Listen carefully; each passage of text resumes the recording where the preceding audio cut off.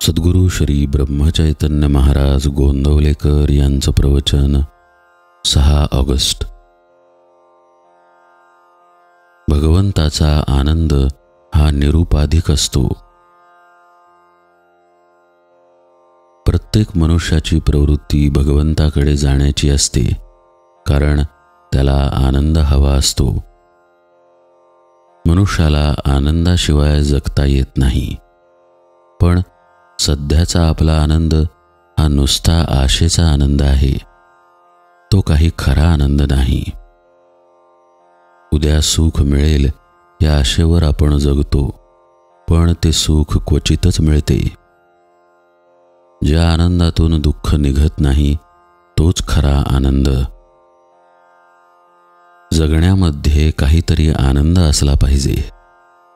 जगणे जर आनंददायक आहे तर मग आपल्याला दुःख का होते? वास्तविक आपण कशाकरिता काय करतो हेच विसरतो. म्हणजे मनुष्य जगतो आनंदासाठी, पण करतो मात्र दुःख. दारूचा आनंद हा दारूची धुंदी आहे तोपर्यंतच असतो. त्याचप्रमाणे विषयापासून होणारा आनंद तो विषय भोगीत असेपर्यंतच टिकतो. दृश्य वस्तू ही सत्य नसल्यामुळे ती अशाश्वत असते. अर्थात तिच्यापासून मिळणारा आनंद हा देखील अशाश्वत असतो. आपण जगामध्ये व्याप वाढवतो तो आनंदासाठीच वाढवतो, पण भगवंताच्या व्यतिरिक्त असणारा आनंद हा कारणावर अवलंबून असल्याने ती कारणे नाहीशी झाली की तो आनंद पण मावळतो. यासाठी तो आनंद अशाश्वत होय. म्हणून खरा आनंद कुठे मिळतो ते पहावे.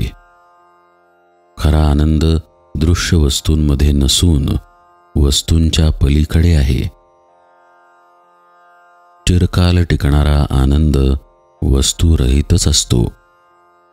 म्हणून आनंदासाठी वस्तूच्या मागे लागणे बरोबर नाही. विषयाचा आनंद परावलंबी असतो, तर भगवंताचा आनंद निरुपाधिक असतो.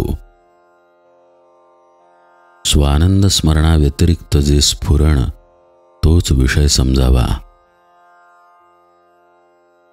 खरी आनंदी वृत्ती हीच दसरा दिवाळीची खूण आहे. हास्य हे आनंदाचे व्यक्त स्वरूप आहे. कोणतीही वस्तू अस्तित्वात नसताना होणारा जो आनंद तेच परमात्म्याचे व्यक्त स्वरूप आहे.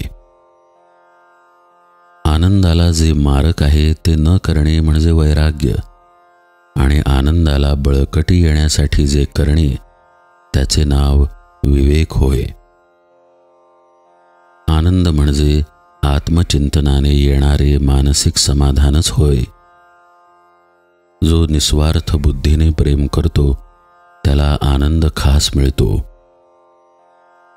घेणारा मी जेव्हा देणारा होतो त्याच वेळेस त्याला खरा आनंद होतो. ब्रह्मानंद हा प्रत्येकाच्या हृदयात स्वयंभू आहे.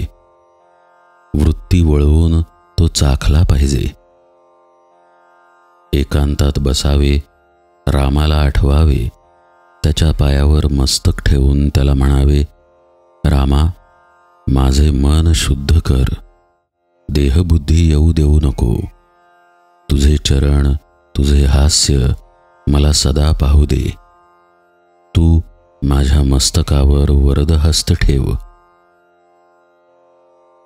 रामाला प्रेमाने आळवून राम परमानंद स्वरूप आहे असे जाणून त्याच्याशी अनन्य होऊन राहावे.